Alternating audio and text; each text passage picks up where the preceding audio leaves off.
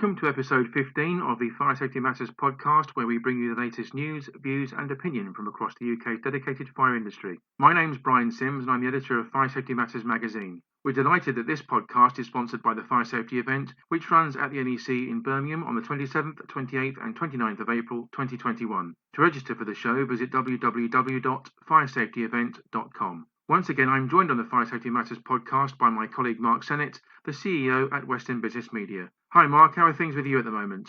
Yeah, all's good with me, thanks Brian, and I believe it's your birthday, so happy birthday to you. It is indeed, thank you very much Mark, another year older. I'm sure you're absolutely silently seething that I announced that on air, but, you know, unlucky.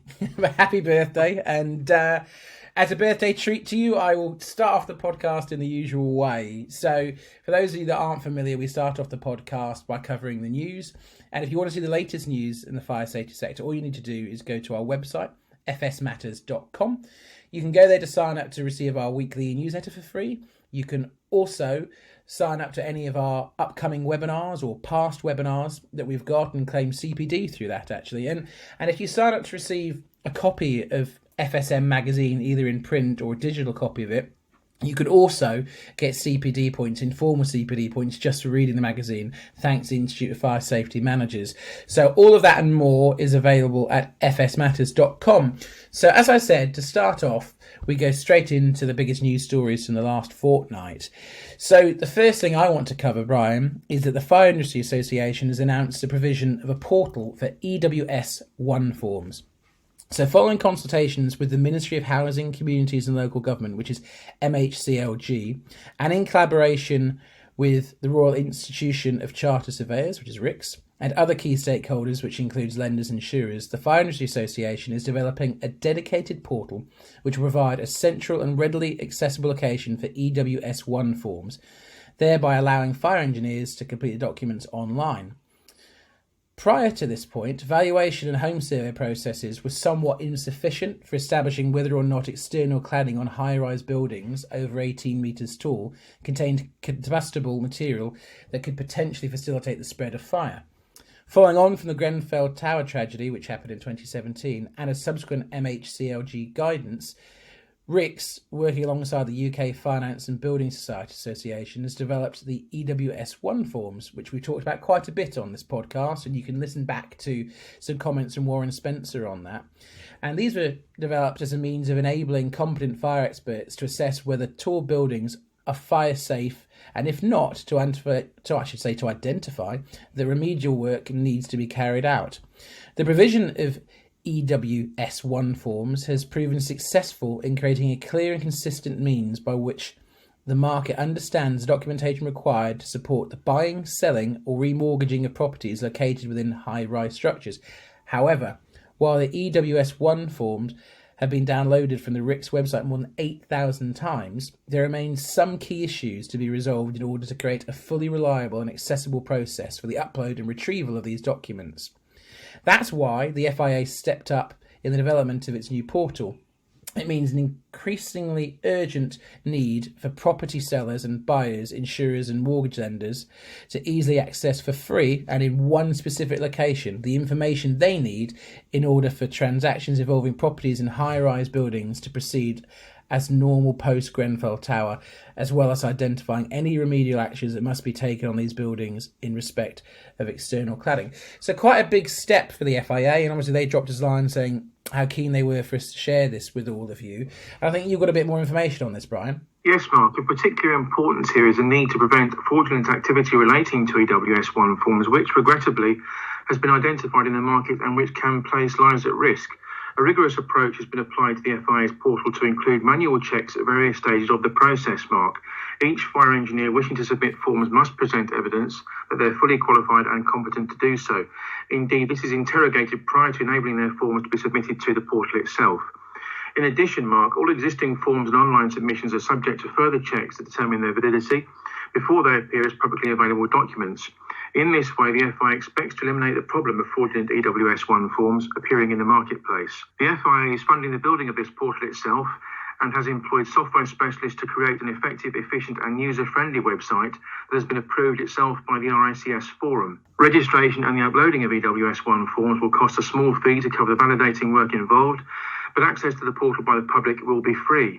We're told that the website is currently in an advanced stage of development and expected to be fully functional as a public service by the middle of next month. For further information on the portal, the readers of Fire Safety Matters can send an email to info@fia.uk.com. Moving on to our next story now, Mark.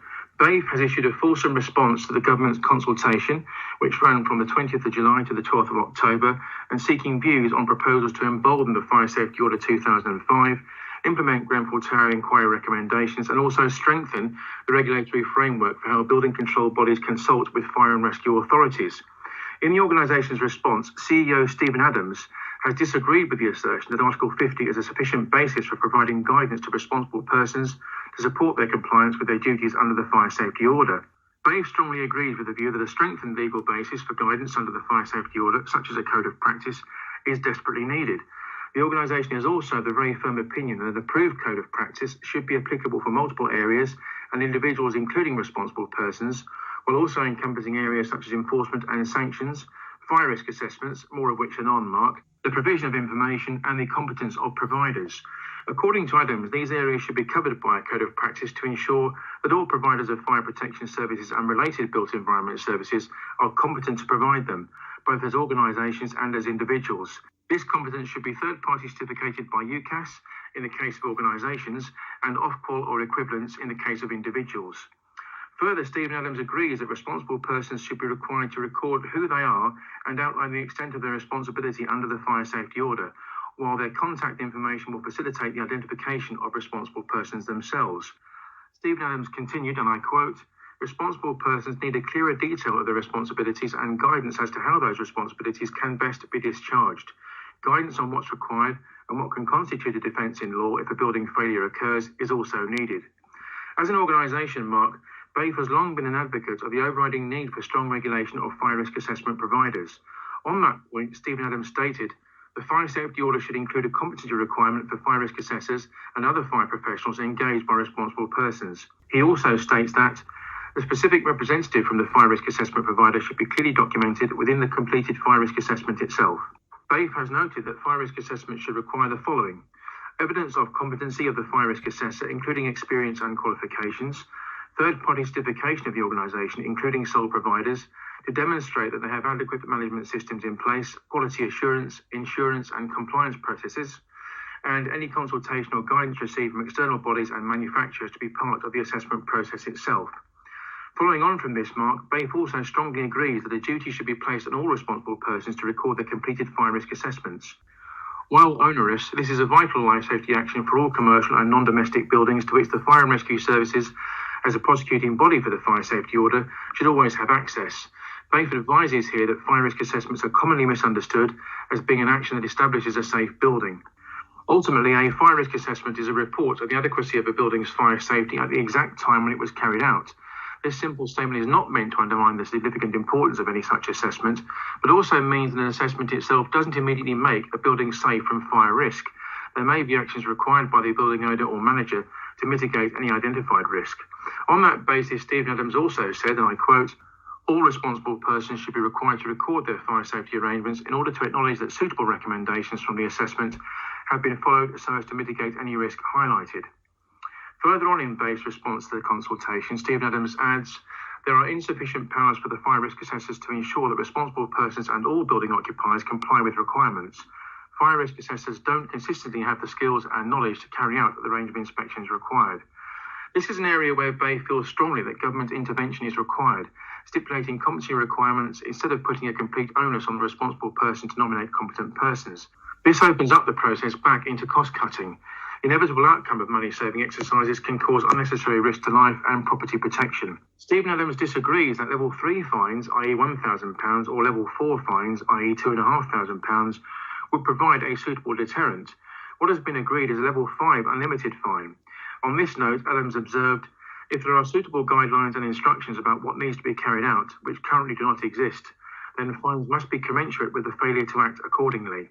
This statement coincides fully with BAFE's own request for greater supporting guidance on the role of the responsible person, which can be used to clarify if legislation has been adhered to or otherwise.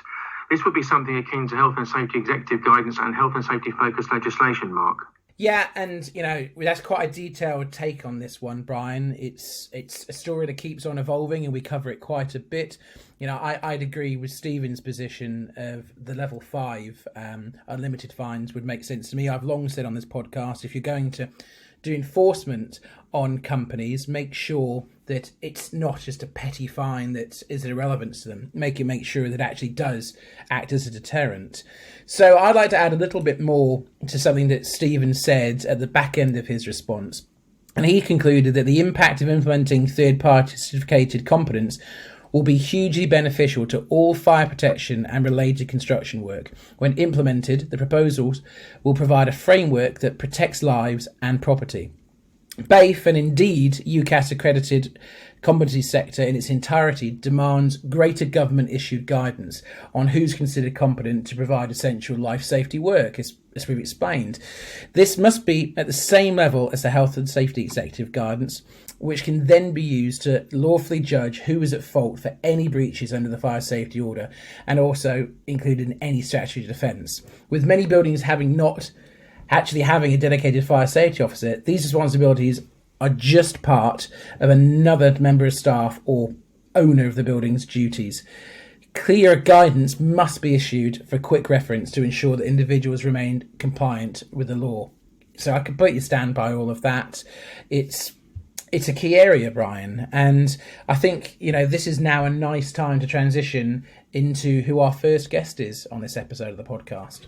Actually, Mark, it's not one but two guests who join us for the initial interview on this edition of the Fire Safety Matters podcast. Those guests are Richard Jenkins and John Davidson from the National Security Inspectorate. Richard is the CEO at the Inspectorate, which is, of course, the certification body for the security and fire protection sectors here in the UK. Having graduated with a degree in economics from Durham University back in 1978, Richard worked across several sales and marketing roles before becoming process improvement consultant for Mitcor in May 2006. He subsequently worked at the IKEA Group and Steelcase before becoming CEO at the NSI in March 2014. John Davidson is head of field operations for systems at the Inspectorate. After working for 23 years in the fire and security industry, John joined the NSI back in 2005 as a regional inspector for the Midlands region. He progressed to become operations manager before taking on the field operations role. John has the primary responsibility for the fire schemes operated within the NSI and also represents the organisation on various British Standards Institution as well as BAFE technical committees.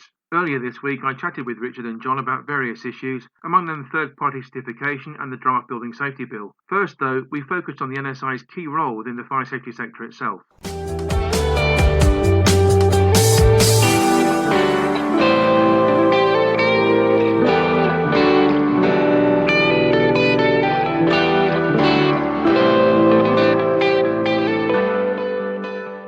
Richard, for those who may not be familiar with the work of the National Security Inspectorate, what is the NSI's key role within the fire safety sector?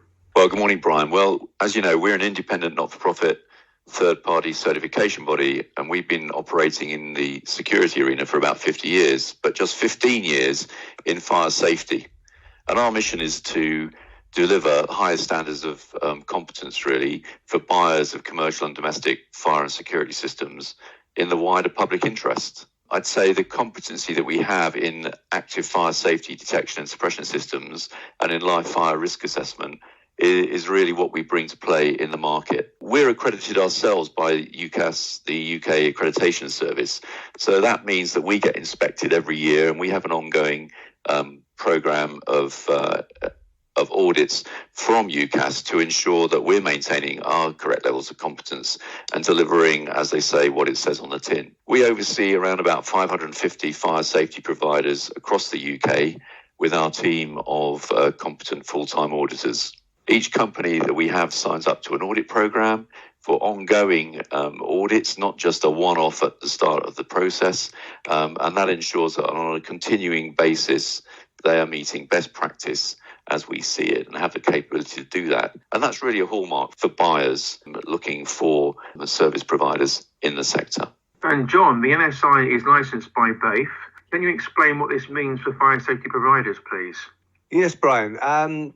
First of all, I'd just like to clarify the relationship between BAFE and the certification bodies, as many people get confused over this. So BAIF is the independent registration body for third-party certificated fire protection companies in the UK, and they maintain a national independent register of quality fire safety service providers. But although BAIF own the various schemes, such as SP203 Part 1 for fire detection and alarm system providers and SP205 for providers of life safety fire risk assessments, BAIF are not a certification body, and therefore they cannot operate the schemes. And this is where NSI come in. So as Richard has just said, NSI is a UCAS accredited third-party certification body, and we operate the schemes under licence from BAIF. And before a company is eligible for inclusion on the BAIF register, they must have been certificated by an accredited body such as NSI, and they must continue to be certificated by having annual surveillance audits by their certification body. So NSI operates a two-tier approach to our approval system, gold and silver.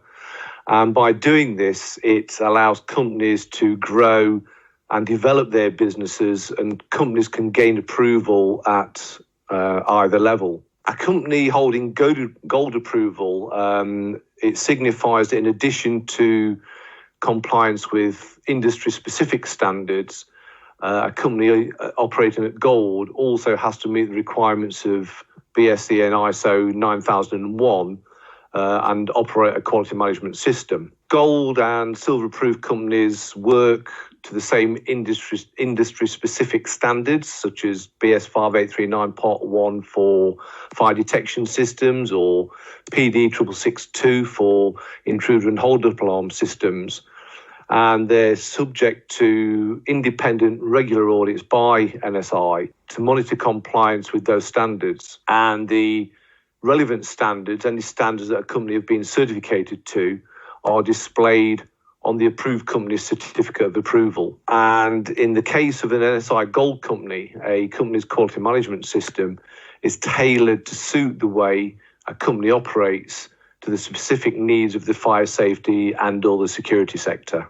And following on from that, John, the NSI provides third-party certification for a diverse range of fire safety services, of course.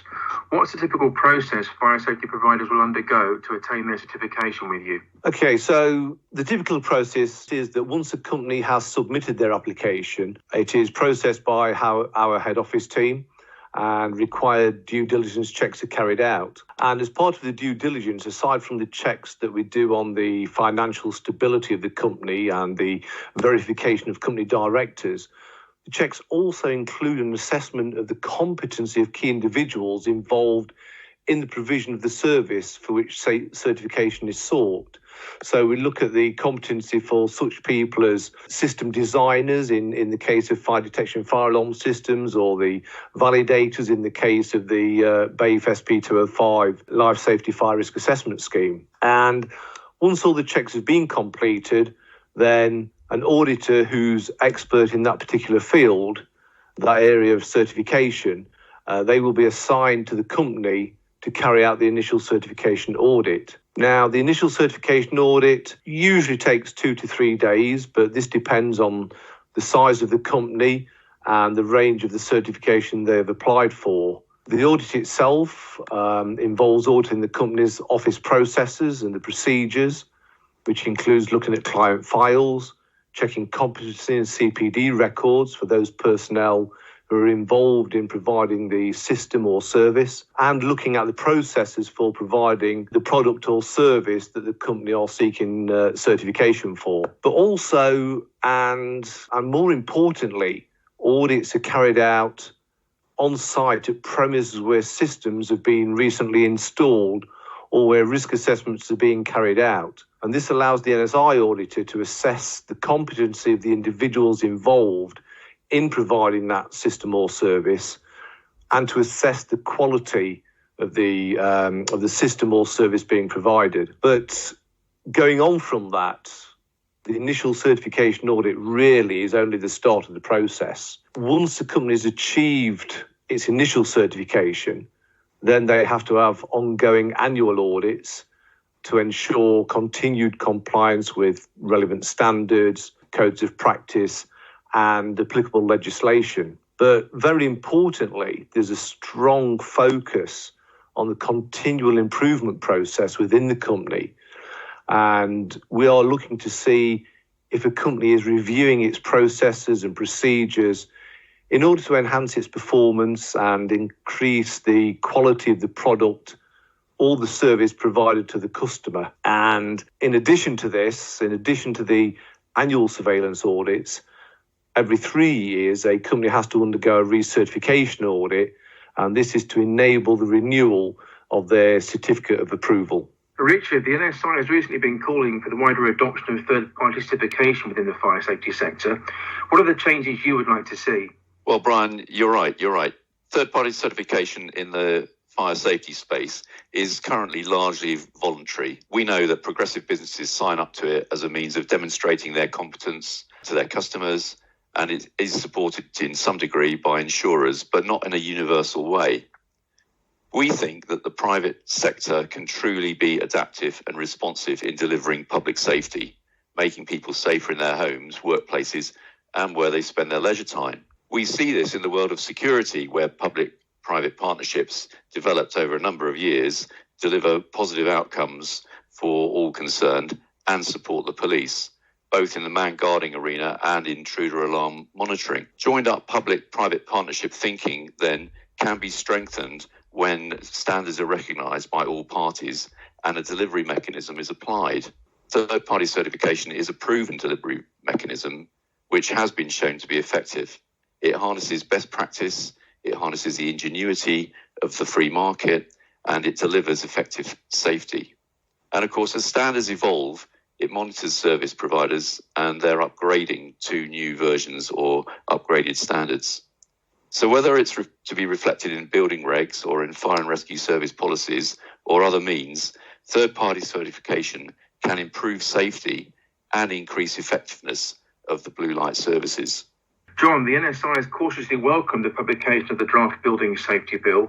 What's the Inspectorate's view on this document? Yes, Brian, as you said, we have cautiously welcomed the draft Building Safety Bill. The Building Safety Bill is the biggest change in building legislation for almost 40 years. And anything that can be done to introduce a less confusing legal system, increase competency levels of all those whose work might affect safety in buildings, and make people responsible, and more importantly, accountable for fire safety in buildings, has got to be welcomed. It's a common occurrence that when I go out and I witness fire risk assessors undertaking fire risk assessments in all sorts of buildings, but especially in buildings of multiple occupation, it's very, very unclear most of the time on who actually has the ultimate responsibility for fire safety in that building. So the intent within the Building Safety Bill to make people more accountable and more responsible for fire safety in buildings has got to be good. It's got to be welcomed. NSI's firm view is that third-party certification should be adopted more widely to help govern the sector. Independent audit of competence and management control across a range of fire safety measures can demonstrably improve outcomes and help raise standards that the public can rely on. And third-party certification in the fire safety sector is not new. It's been around for many, many years. NSI has been involved in the third-party certification of fire alarm system providers since the early 2000s. So although it's not new, it is still only voluntary. But organisations that hold third-party certification can demonstrate their predisposition to continuous improvement, looking to improve their processes, procedures, and the quality of the product or service that they provide.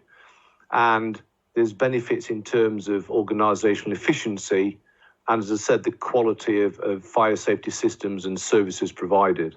And last but not least, John, from the NSI's perspective, what are the latest developments regarding third-party certification in the fire safety arena? As your listeners will be aware, there are many, many changes taking place as a result of the Grenfell tragedy and the resulting inquiry and reports. As we've already mentioned, we have new legislation coming through, such as the Building Safety Bill. There's the Fire Safety Bill, and also the consultations just closed in relation to changes to the Fire Safety Order.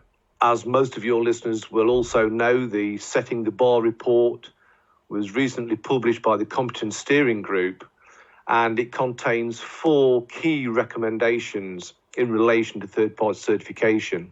The first of these is for individuals whose work materially affects safety or who work unsupervised, and then compliance needs to be demonstrated by independent third-party assessment. And all of the working on higher risk buildings should be supervised by individuals who have been third-party assessed as competent to carry out the work and to act as supervisors. So that's the first point. The second point that the report calls for is the application of stringent assessment for organisations using methods such as accredited third-party certification. The next point is that there should be accredited third-party certification of fire risk assessors and organisations, and this should also be introduced with registers of persons accredited by UCAS.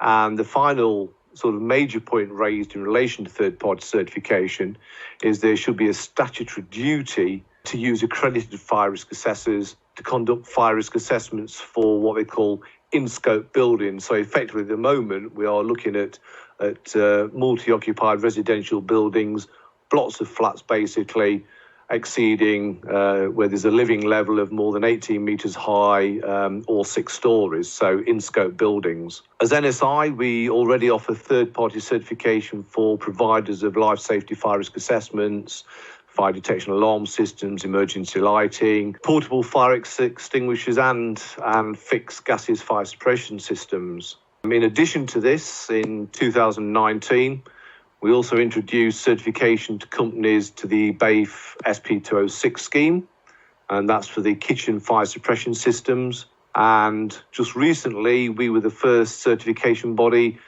to achieve UCAS accreditation to operate the latest BAFE scheme, which has just been launched, and that's the SP207 scheme for providers of evacuation alert systems to British Standard BS 8629. But in addition to this, there are other developments on the horizon. So firstly, there's the publication of the revised PAS 79.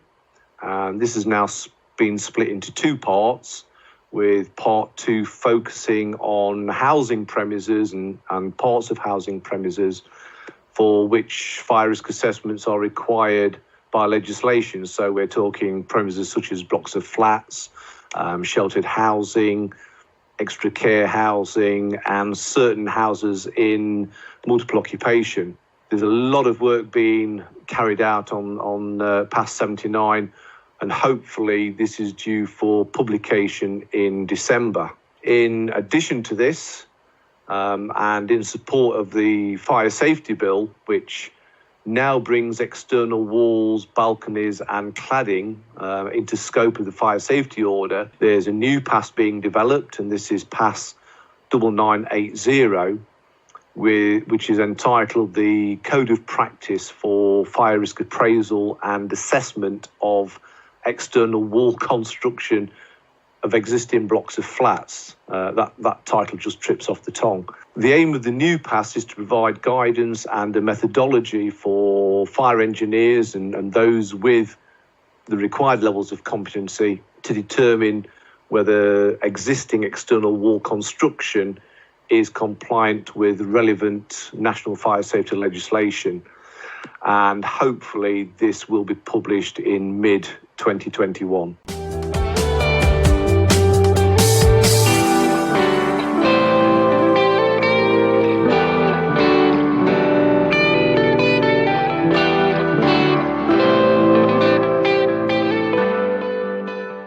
Returning to the news now, and during 2020, the passive fire protection solutions market is expected to suffer a major downturn due to COVID-19 and the accompanying adverse effects upon construction activity, the economic outlook and business confidence. For these reasons, the market is forecast to dip by 9% over the course of the year. That's a prediction currently being made by AMA Research. Prior to this year, the market experienced a period of consistent growth, increasing in value terms by 11% between 2015 and 2019. Much of this can be attributed to a positive performance in various sectors of the non-residential construction industry, such as commercial offices, infrastructure, and also leisure and entertainment. The market is expected to remain heavily dependent upon trends in construction output, especially so for non-residential applications. The present government's intention to invest in infrastructure projects via its Getting Building Fund should provide some market impetus in the short term. In the residential sector, new regulations are being introduced aimed at rectifying problems identified in the Hackett report, which of course followed the Grenfell Tower disaster. The Fire Safety Bill covers fire safety in residential dwellings and has created new areas of responsibility and accountability. More stringent regulations are also expected to affect the wider industry as the pressure continues to grow upon manufacturers and specifiers alike to provide safer and more fire-resistant environments.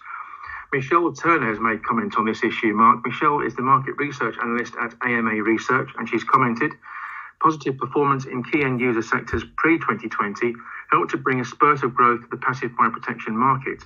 These same end-user sectors are now experiencing detrimental effects as a result of COVID-19, and investment has duly tightened. Michelle went on to state, supported by the very need of the products found within this market, and also driven by further calls for tighter legislation and stricter accountabilities as a direct result of Dame Judith Hackett's independent review of building regulations and fire safety, the passive fire protection market looks set to remain relatively strong as fire safety is paramount, steadying the ship in what are adverse conditions. There's absolutely no doubt about that last statement, Mark. Yeah, and, I just want to add that overall, the longer-term scenario for passive fire protection market remains mixed. According to AMA Research, much of this will depend on how well the UK emerges from the various political and economic challenges posed by COVID-19, as well as what form of Brexit we eventually take. As I said in other podcasts in the past, Brian, little did we know, when everyone thought they were sick and tired of hearing the Brexit word, we'd be begging to hear it again in place of COVID-19. But, such is the way of the world these days. But growth is projected to return to the market after the downturn experienced in 2020. Between 2021 and 2025, market value is forecast to rise by more than 11%. So far from doom and gloom. And now I want to move into another passive fire protection story. And that's the news that ASFP CEO Niall Rowan has announced plans to stand down after the ASFP's 2021 AGM. So the Association for Specialist Fire Protection, which is the ASFP, is now seeking a new chief executive following an announcement by the current CEO, Niall Rowan, of his intention to step down after the association's AGM meeting in 2021. Niall took on the role of CEO at the ASFP at the start of 2017, having been the association's technical officer since 2010. Having taken over just before the Grenfell Tower tragedy, Niall had led the ASFP through a period of huge change, both for the association itself and the fire and construction sectors in general. During his tenure, Niall has made a huge impact and has had a hugely influential role, providing input to the full range of government and industry committees tasked with transforming the building safety landscape and improving competency across the built environment, in addition to significantly raising the ASFP's profile as the go-to authority on the topic of passive fire protection. Before I throw over to you, Brian, I know Niall very, very well. I've worked with him closely now for a number of years. It's been an absolute joy and pleasure to work with Niall. There's not anybody I respect more in the sector on this topic than him. He's a pleasure to deal with. He supported this magazine. ASFP members get a copy of Fire Safety Matters. He's been a pivotal part on podcasts in the past and webinars. The ASFP have a really important role. In every meeting the Fire Sector Federation that I sit in on, Niall's very active and really has been a true leader for the ASFP. There are other associations in the sector that didn't get out in front of Grenfell as well as the ASFP did. Niall was everywhere. He gave thoughtful feedback and he really stressed the importance of what the sector needs to do. And he hasn't just rested on his laurel, he's really driven that forward. It has been an interesting period for anyone in the fire sector, so he couldn't have took over at a more tumultuous time. He's done a fantastic job. On a personal level, I will be very, very sad to see him step aside. I know, because he's already messaged me saying, I'm not going anywhere, I'll still be supporting the ASFP and everything that it does. Yes, he will, but I'd like to express my personal gratitude to Niall for the great work he's done and for being a true friend to this magazine. So, Niall, I know you're not gone yet, and I know you'll still be around afterwards, but from us to you, thank you for all of your hard work. We really appreciate it. So I don't know if there's anything else you want to add, Brian? Yes, there is, Mark. Highlighting his intention to continue to support the association, as you mentioned, in other roles going forward, Noel Rowan has stated, "It's been a great honour to lead the ASFP through a period of such turbulence and change, but I now feel the time is right for a new CEO to build on the achievements realised to date and complete the ASFP's transformation into a modern, professional and outward-reaching association that can represent the needs of its members and the industry long into the future." ASFP Chair Roger Williams has responded to Niall by stating the association wishes to thank Niall for his tireless work in promoting the ASFP and representing its views across the wider fire sector and indeed the built environment. He leaves the ASFP in a very strong position and ready to embark on an important period of change due to its substantial growth in recent years. Williams added to that by stating, "We're seeking a new CEO to build on this legacy and develop the ASFP's future strategic direction. The new CEO will need to maximise the association's growth and revenue to ensure it continues to be the preeminent voice in the industry, improving standards across the passive fire protection industry and also the wider built environment." As you rightly said, Mark, Niall is a tremendous supporter of fire safety matters and always has been, and I'm very much looking forward to continuing to work with him on content and comment for the magazine in times ahead. Yeah, and, now is the time where, we look to the next segment of this podcast, and Warren Spencer, who is a recurring guest on the podcast, has prosecuted more cases under the fire safety order than anybody else. And Warren, bless him, is actually in the middle of a 3-week trial, but actually took some time out to speak to us. And we actually had some really interesting questions related to COVID-19 in the fire safety order. So I sat down with Warren earlier this weekend, and here's what he had to say.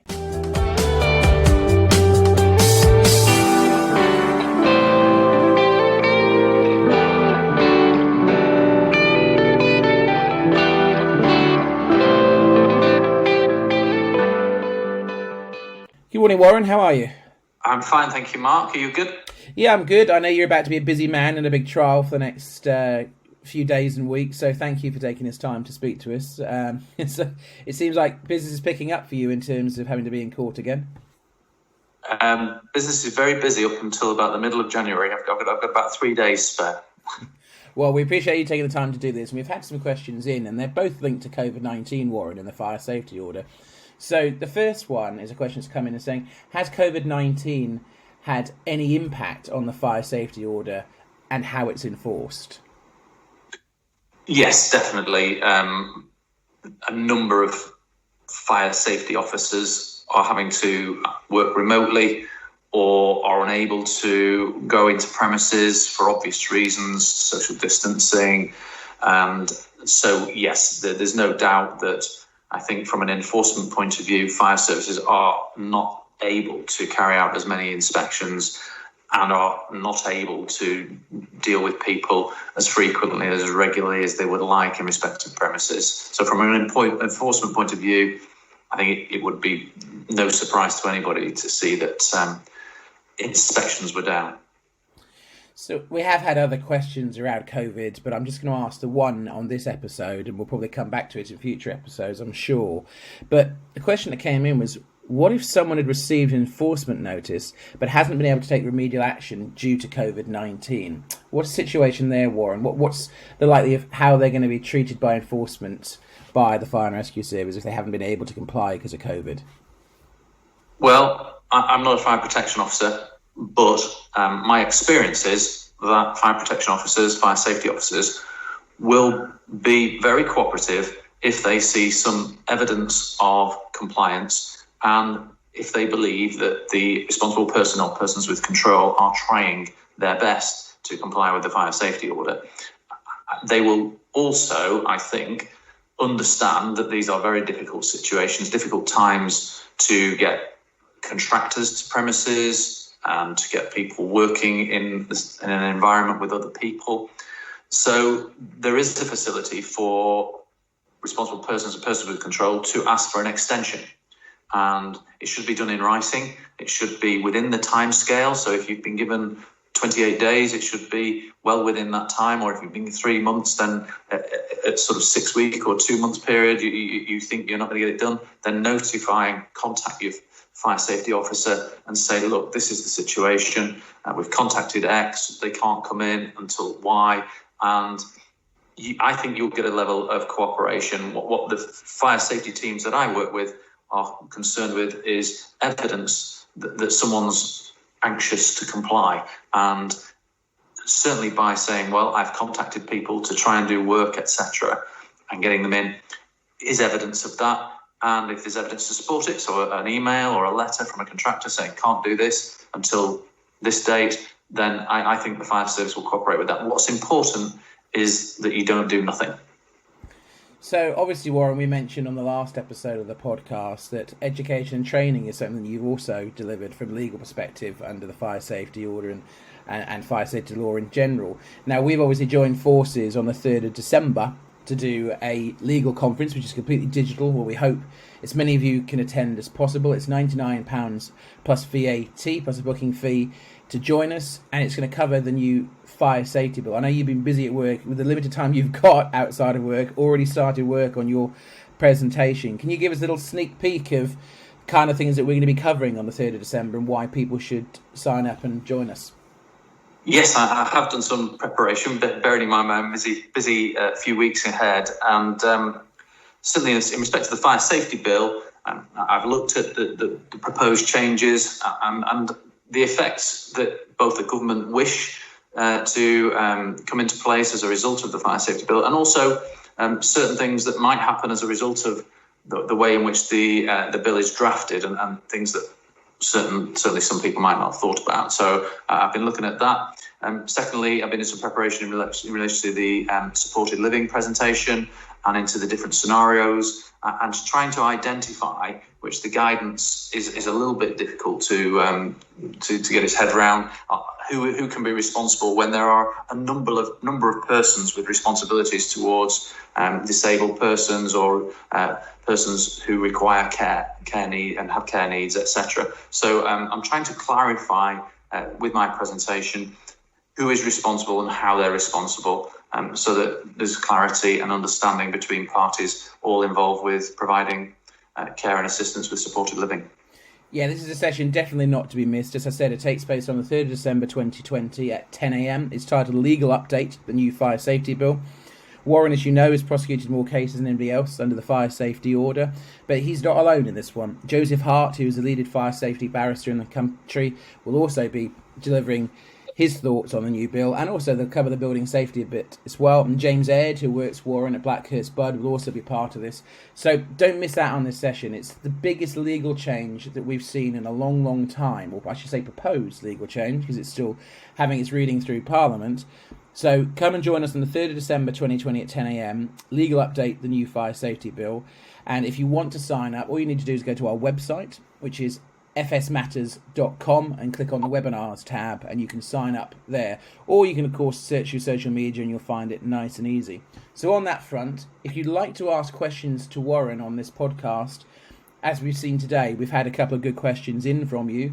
Please keep them coming. All you need to do is go onto social media on Twitter or LinkedIn and use the hashtag FSM podcast, and I'll pose your questions to Warren. So Warren, be remiss of me not to end the same way as we normally do. Thank you for your time today, but if people want to get in touch with you, what's the easiest way to do so? LinkedIn, Twitter, I've got a website which is Fire Safety Law and Blackhurst Budd Solicitors. Well, thanks Warren, appreciate you joining us, and we'll speak to you again in the next episode. Thank you, Mark.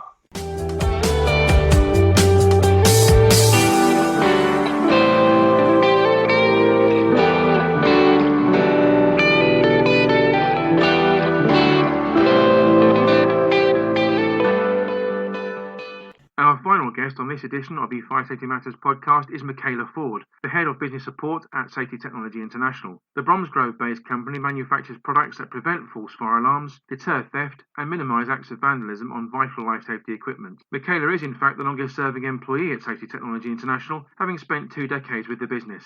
17 of those years were focused on managing the marketing operation. During her interview with Mark, Michaela concentrates on Safety Technology International's product range and various applications in projects encompassing tall buildings, the education sector, and also the heritage market.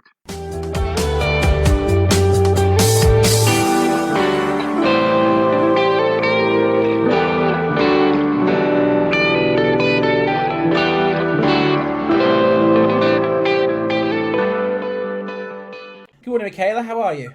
I'm very well today, Mark. How are you? Yeah, all good, all good. Nice to see you. One of the rare times I get to see you. Well, we're not on an exhibition stand somewhere around the world, so long time no see. Yeah, absolutely. So this is all about the company you work for, STI. So can you tell us more about some products that STI has recently released? Yes, of course. So one of the products we've recently released is our Global Reset Core Point. So we already have an established EM54 line of core points for the European and UK market. And what we decided to do is be able to provide or offer a global solution for EM54 and UL core points. So this particular product is ideal for the US and the Middle Eastern market that would require a UL offering. And essentially what the product does is it has a resettable element. So if it was used as a fire alarm call point, you press it, a flag goes into view, so you can easily identify the model that's been activated and use a key to reset. The beauty of that is there's no broken glass or replacement glass that has to be used in order to reset the core point and be able to put the system back in line or online. So this is a product that we've launched. It's available now. It's in lots of different colours depending on the application that you wish to fit it into. And one of the other things I just want to kind of bring to this particular product is what we call a universal fixing plate. So this will allow you to flush mount onto a US gang box or a European style electrical box. So it's ideal for flush mounting, as well as we supply back boxes as well for surface mount. So that's just one of the products that we've enhanced our resettable core point range. And then on our polycarbonate covers range is our 14,000 series. So we already sell our renowned polycarbonate covers, which retrofit over like a fire alarm core point and will protect a core point from either vandalism or misuse. And this is a streamlined version that we've launched. Comes out with an audible alarm, so when you retrofit it over a protective product, you lift it, goes into alarm, and will draw immediate attention to the area. So these are just two products that we have launched recently, now available to enhance our already existing product range. So obviously I'm very familiar with your product range and have been for a number of years, but our readership at FSM and the people who listen to this podcast is pretty diverse. They range from end users all the way through to people working for major brands, SMEs, or they could be installers or consultants. So I want to take a little bit of time now to ask you some questions about STI. So for those not familiar with STI, can you tell us about some interesting client products and projects that you've worked on? Yeah, so one of the most notable one was the London Underground. So when we launched the resettable core point, they were looking for a product that they could fit within some of the maintained London Underground platforms. Back then it was run by Metronet, and they got in touch. They had a time-sensitive issue that obviously if there is a false alarm or a legitimate alarm, they have to be up and running within a certain time frame. So they took our product on board because of the fact it has a resettable element, and again, very easy to identify with the flag when the product's being activated. So that was a really good project, and it helped to launch the resettable core point side of things. Other places you may see our products when you're out and about. So most notable, if you're in the US, Empire State Building, you may see our Stopper 2, which is the original cover that was manufactured back in the 1980s and still going strong today. So that will retrofit over a fire alarm pull station and monitors and protects that from any accidental activation. I've seen the products in Tesco's, Selfridges in Birmingham, the Cutty Sark. So there's lots of different types of establishments where you would see our products protecting essential fire and security equipment, and notably through schools. So and those kind of establishment hospitals where they have a need to be able to protect core points and any other high risk areas where you'd need to be able to do that. Well, I think you've covered the core part of our readership who that would appeal to very nicely. Heritage premises, manufacturing premises, retail, schools, you name it, your product is here, there, and everywhere, which is why I'm so familiar with it. But let's talk about what's next. What's next in your product pipeline, Michaela? Yeah, so we already have established what we call our stopper switch range, which is full of resettable push buttons and key switches. And we have the no-touch switch that is coming out. So we know there's obviously some on the market, and this again just helps to build on our already successful stopper switch range. We also have a no-touch switch, which is out in the US. So we have a parent company based out in Waterford in Michigan, and they've already seen, obviously, an upsurge of these particular products being sold. So that's in our pipeline at the moment, the introduction of the no-touch switch. Well, that feels like the right time to just talk about everything that's been happening in the world since we last saw each other. Obviously, COVID-19's hit, and we would have seen each other a fair bit more at different events if it had not been the case. So how has COVID-19 affected you guys, and has it made you do anything differently? Well, we, as an essential business, we have obviously stayed open during the pandemic. We've been able to practice safe social distancing here and have strict COVID policies in place. What we have seen during our time is initially there was a 15% downturn in our business. But now we're seeing and experiencing a comeback, which has reduced the overall effect to about 10%. So we are starting to see a gradual, increase, and hoping that remains, the same throughout the rest of this year. Yeah, it's certainly been a difficult year for many, and in the fire sector, as you said, although you guys are counted as an essential business, you're key workers, and it is great to see that you've been resilient. And I think today's been really interesting for our listeners and for the readers of FSM, because you've shown just how diverse the area that your product goes into, which is as diverse as our readership is. So with that in mind, Michaela, if people want to find out more information about STI and its products, how can they do so, and how can they get in touch? Yeah, so definitely go to our website, www.sti-ema.com. You'll be able to see our full range of products. There is a contact us, so you are able to contact many of the departments, including the sales team. I'd strongly recommend you sign up to the Stopper News. We have lots of product information that we send out once a month to our readership, and looking at topical news and where our products stand within that. So I'd recommend that. We're also social as well, so you can see us on Twitter, Facebook, and on LinkedIn. Just search for Safety Technology International and you'll find us. And for any product videos and reviews, go to our YouTube, which is also linked to our website. For any information on how you can purchase our products, I recommend contacting our sales department. So you can contact by email, sales@sti-ema.com, or you can contact us on the phone, which is 01527 520 999. So there's plenty of ways of being able to get in touch, and we're happy to help. Well, thank you for joining us, Michaela. That was great, and I'm glad all was well with you, and hopefully we'll catch up soon. You're more than welcome, and thank you very much. Stay safe.